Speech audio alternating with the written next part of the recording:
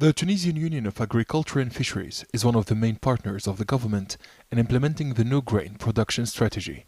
Experts believe the target of 1.2 million hectares of cultivated lands is achievable, but the productivity of the country's agricultural lands is below expectations. Each hectare produces around 15 to 16 quintals of grain. We need to increase its productivity to 27 or 30 quintals per hectare to cultivate the 1.2 million hectares of agricultural land. We have to reach the target set by the Tunisian state and achieve self-sufficiency in grain production. This is an ambitious project, but there are serious challenges. Mokhtar Bahrini is a grain farmer in the agricultural governorate of Beja in the northwest of Tunisia.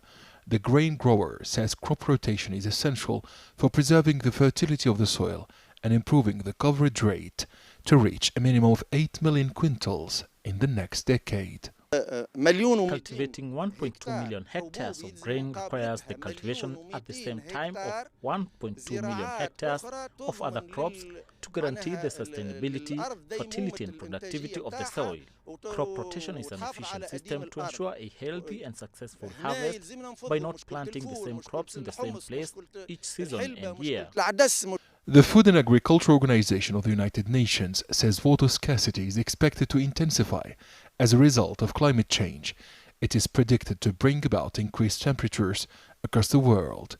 Tunisian farmers have warned that climate change poses serious threats to the country's agriculture and food security. Rare precipitation and prolonged periods of droughts have reduced crop productivity in Tunisia. We cannot predict all the negative effects of climate change on grain production until 2035. Tunisia needs to implement a water management strategy in parallel with the grain production strategy.